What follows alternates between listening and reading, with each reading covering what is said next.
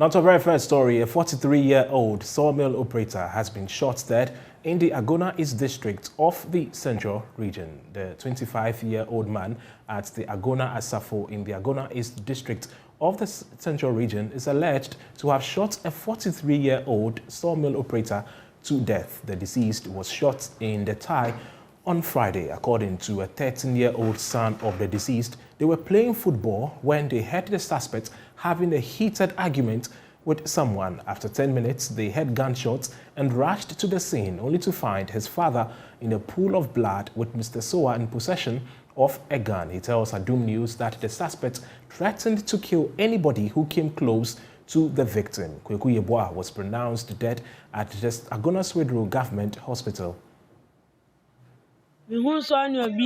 But now me no more papel kono. Inti waba wadi yawa na waba topo. Blast one am papa, but now me nim say me papa. Inti wo yawa na. Beti se wo ko phone. Ade a wo ye yama. Wa bobu mi den na me hu say wo ko fi na papa so ya so be fie. O amiti po. Say no nipa no agbo na tun na me ndin ni say me papa. Inti me ne ye bobo na meta agba bi na obefa ho na osi beka so obi da ho nti yan ne engine ndi na mefa agba stu kam ho ne yakwohwe se na onipa nda osi oh na ese mi di speed ye hwe ka na ye ne ko ti me ba na piota fu bi wo ha na mbe from to okoya na me hu se papa na ogbo mi din kofi Mr. Da na papa na ansa na obokon osi monhwe na obi antune na nsia monhwe na obi antune na nsia na no okofie na we mekofre we nkofo na wode na kwai asima mo agbo na sile etun gbo na sile.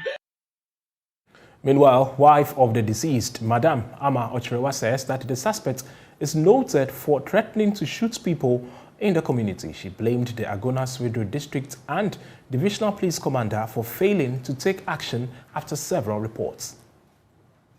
Sewana ekwes ma yenkohwe naja minimum frame yenu yekoi menu babiala na me ba pen de mika ma eyeda na me se eyeda sei na papa na onu obi wase no ba kwa abomutuo in fact me ko me de me na mu pa me shampa bo na me ko me ko du ho no ma omo agbomi kru tuo ma chese emoja na afro na ma na atare ehye no afo se echabuchi mu pebeye neja yenye obi donfo bi odi ya to care ye ko du hospital ye ko na nyankopon anto afofie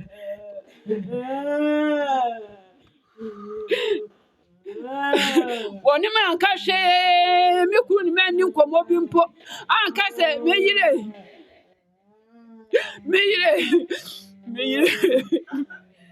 Oni ma ka hwe di ba peyin afi no awie school ni resource po maaye me ba free mi do obi a obehwe mi do obi obabo abi ba hwe bo free yo o ma ji bi ku kwa fi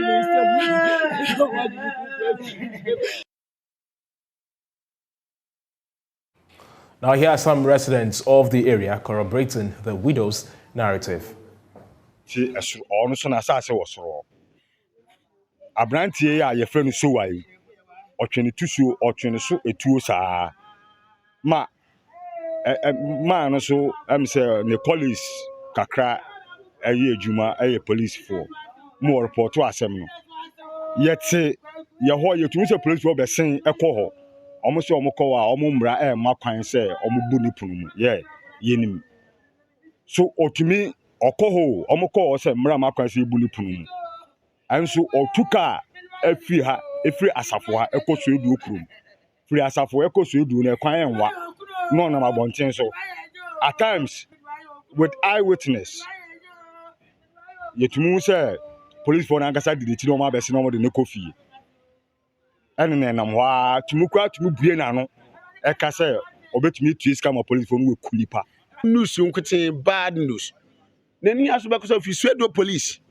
Swedru commander na ne crime officers no wonya wa me yesuro ho osana wo be atwetu obo bi tu mo nyipo na adwane ma waba yaba report mo na mfio te se no akasa edi kan no sube ya wo ma no se we sase mo ya agip ambem ne ye hu a kamin kwampa ka agip on sack so the police na so branch tum bia na no do aba mo weska nti mitum za wato no bia watutu akum nipa na ne da wugye fans wo krom na police one kaswi wabe ya yaba ne mo mu guard ni fi that masem ne nhwan mu ne nhwan fa nti am say yenya ye slow yenya ye betu.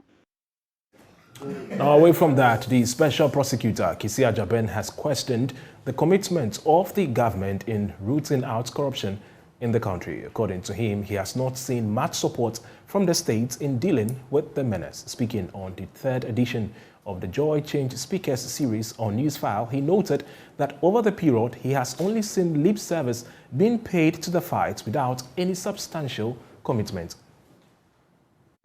All of us collectively, Samson, are we ready for the fight against corruption? In putting Ghana first, are we ready for the fight against corruption? From where I sit, Samson, I don't think we are. We expect so much from the institutions fighting corruption. But collectively, are we ready?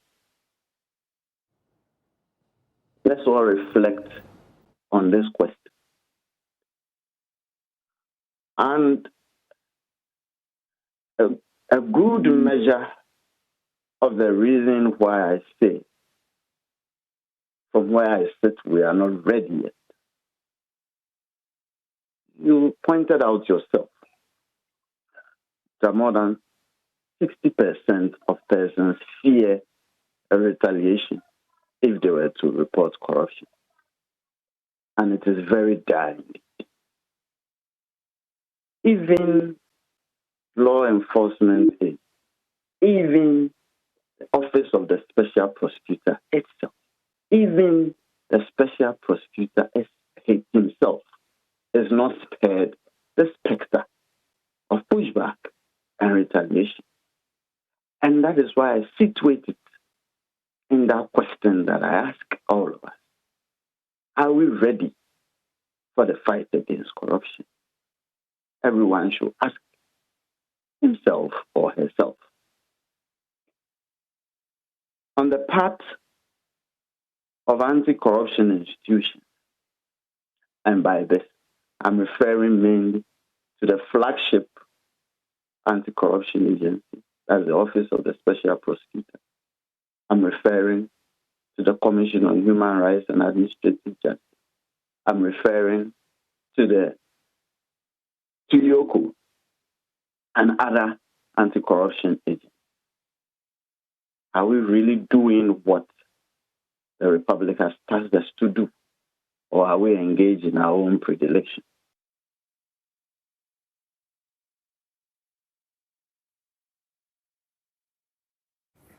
Now, Minister for Education, Dr. Yao Osei-Edochum, says that he's looking to overhaul Ghana's education system to bring about the change the country needs by incorporating more domains of teaching and learning. Speaking at the third Joy Change Speakers series on Newsfile, Dr. Edochum explained that the world is changing rapidly, hence the need to also aggressively fine-tune our education system to meet modern standards.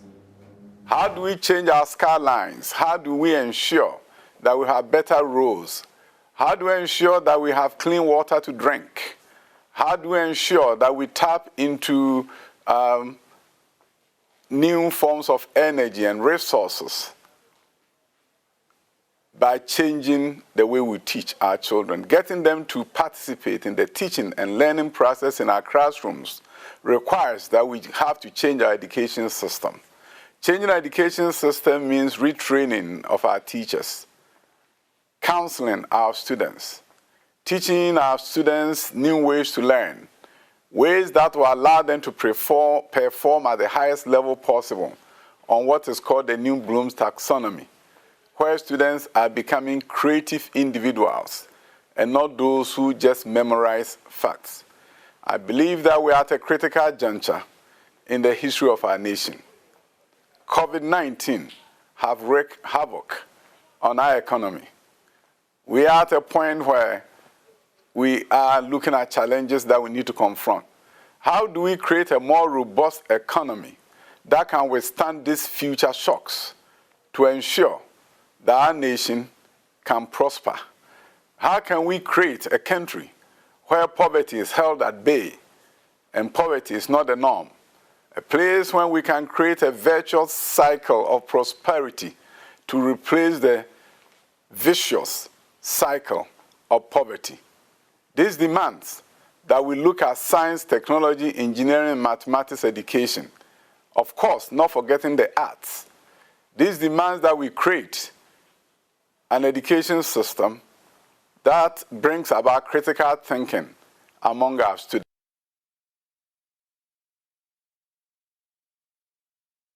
Well, Dr. Educhim also pledged that the Ghana's education system will weed out routine learning to make room for a system that will highlight critical thinking.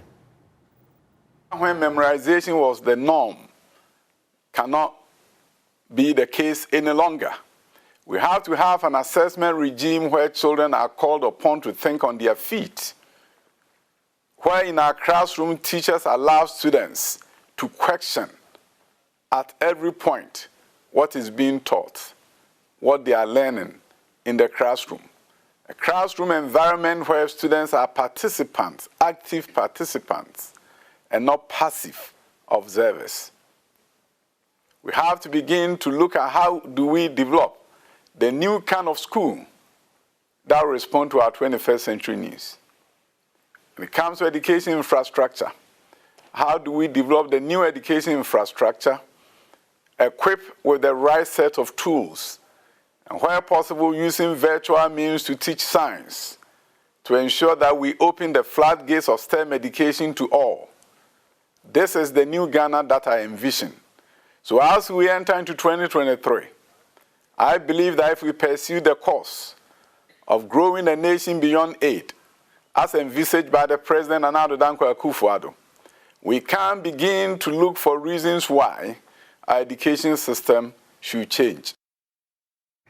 Now away from the Education Minister, Dean of the Law School at the University of Ghana, Professor Raymond Atuguba, has justified his prediction of a coup in Ghana if the current economic situation does not change. According to him, attempts in Parliament to force the removal of the Finance Minister, Ken Ofori-Atta, were all coup attempts against the president. He also cited President Akufo-Addo's plea to the military to stay loyal to the constitution to back his earlier position. I made a final prediction and got a lot of flack for it. I said that unless the government took serious and urgent steps, including certain critical steps for the management of the economy, there could easily be a coup in Ghana. We have all witnessed the attempted coups in Parliament recently.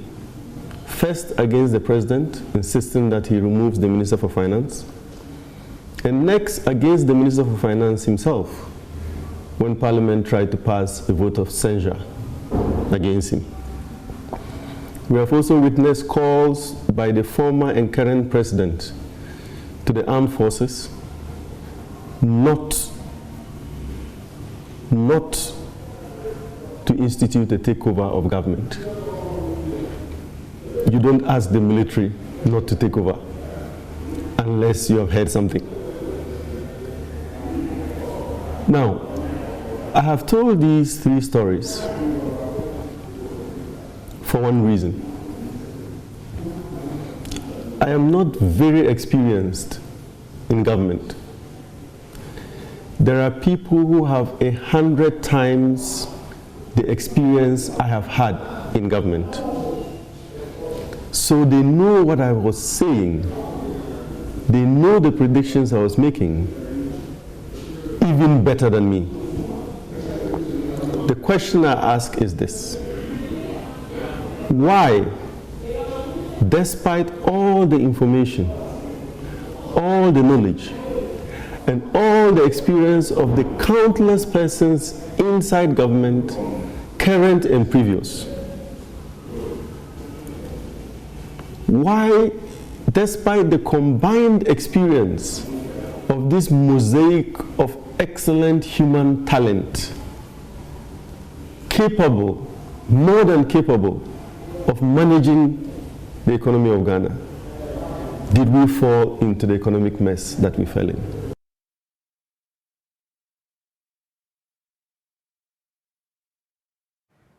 Now, Ghana is aiming to become a net exporter of rice in 2023 as it begins a new project to expand production across the country. The world's leading rice producer, Thailand, will provide technical support to help actualize this vision. To cement the partnership, a delegation from Thailand is already in Ghana to provide assistance to Guinean rice farmers. There's more in the following report. Despite having one of the world's best climate conditions for agriculture, Ghana is still struggling to produce enough rice to meet the growing local demand, something the Agric Minister Dr. Wusefri Yakuto is not enthused about. Rice has become a staple crop in Ghana. 20 years ago, it wasn't like that. There are forces which are pushing rice very high up in terms of our food needs, basically to do with population growth and rapid urbanization and increased incomes per capita in Ghana for the last 2-3 decades. So it's become very, very important that the amount of food that we consume in Ghana, rice is a major component. Now, in terms of traditional cultivation, rice is not one of them. Rice traditionally has been grown in the savanna regions of the north in very small quantities. But in response to the demand, there's been quite a rapid growth. And the growth is not enough to catch up with the demand. And that's the difference is being made up by imports. So you see that the statistics will show you that there's been a rapid increase in imports of rice. To make bad matters even worse, global food supply situation is expected to slow down due to the war in Ukraine. Finance Minister Ken Ofori-Atta believes the partnership with Thailand has come at the right time. Ladies and gentlemen, the essence of the proposed operation by the likes of Just One Group in the rice sector, as an example, cannot be lost on us. This is within a context where the outlook for global economy is predicted to be grim, with a real prospect for a recession in 2023. Let's take a breather here. The bulletin continues shortly.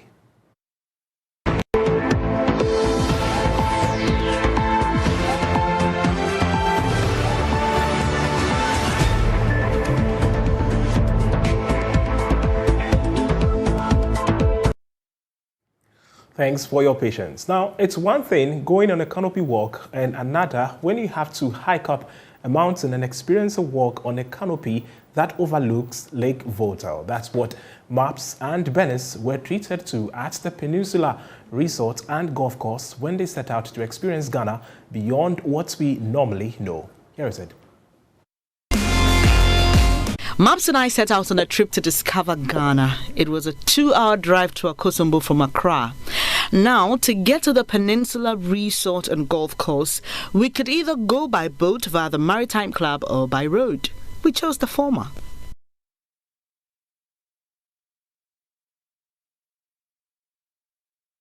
We were hoping to cut our journey short, right, by using the boat.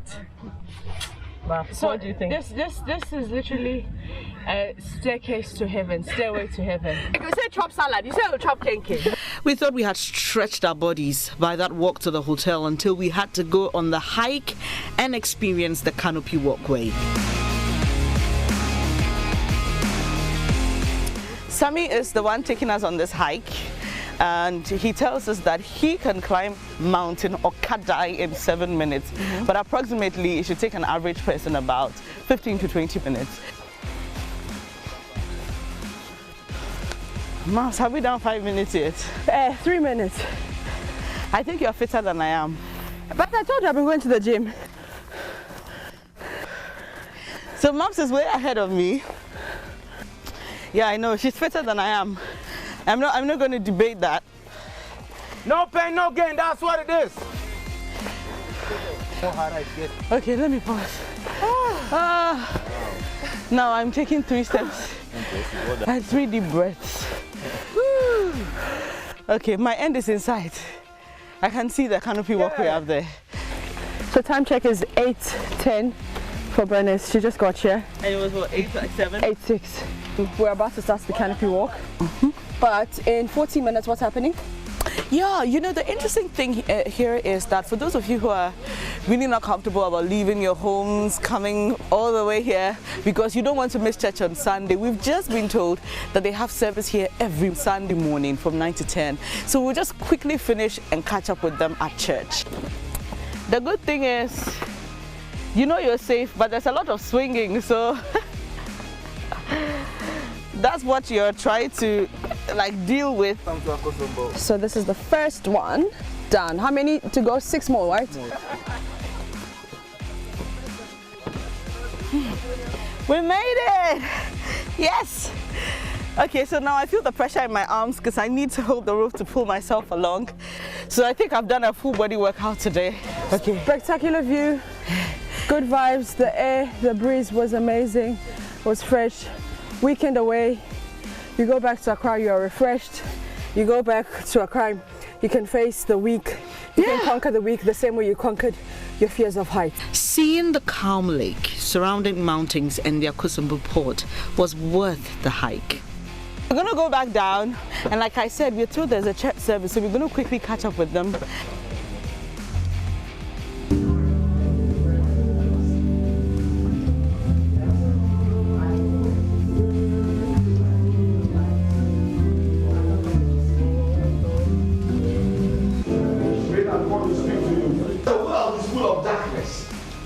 Okay? So if you go into the darkness and there's no light, then you are doing what? You are lying. How do you know God? Have you seen him before? If you say you know God, it means you know his word.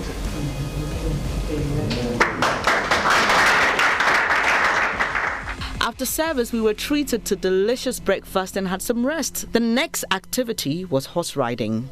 Everybody meets Professor and Papi. Papi is our horse riding instructor and Professor is our horse. Yeah. So I'm on top of the horse now. If I want to make a move, how do I do that? You are going to hold it left and right. Left and right? Yeah. If you want to turn, just left and right. Okay. If you want to stop it, you pull it back. Stop, okay. Yeah, stop. Okay. Hey, where are you going? Where are you going? Relax. Pull it back. Pull it. Pull it. Just relax yourself. I'm relaxed. I'm relaxed. Okay, Princess. All right. So can we go? Yeah, can we So go? how do I move him again? Okay. He's going to follow you. Oh, he's going to follow you. Yeah.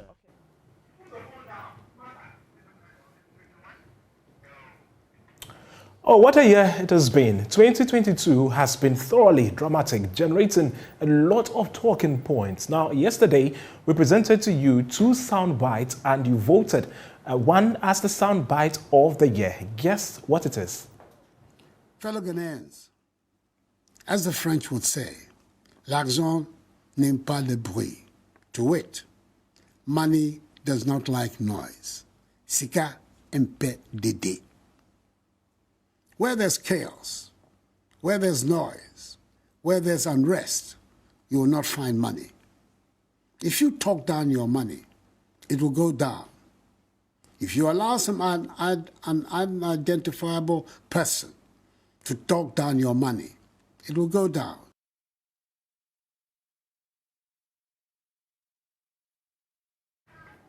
Now, former Pope Benedict has died at age 95, almost a decade after he stood down because of ailing health. He left the Catholic Church, the Catholic Church for fewer than 8 years until in 2013 he became the first pope to resign since Gregory in 1415. Benedict spent his final years at the Mater Ecclesiae monastery within the walls of the Vatican, where he passed away at 8:34 GMT on Saturday. His successor, Pope Francis, will lead the funeral on January 5. The Vatican said the body of the Pope Emeritus will be placed in St. Peter's Basilica from 2nd January for the greeting of the faithful. Bells rang out from Munich Cathedral and a single bell was heard ringing from St. Peter's Square in Rome. That'll be all for the bulletin. Of course, this has been the New Year Eve installment of the news. For more, log on to www.myjoyonline.com. My name is Kwasi Schandorf, and Happy New Year in advance. Bye-bye.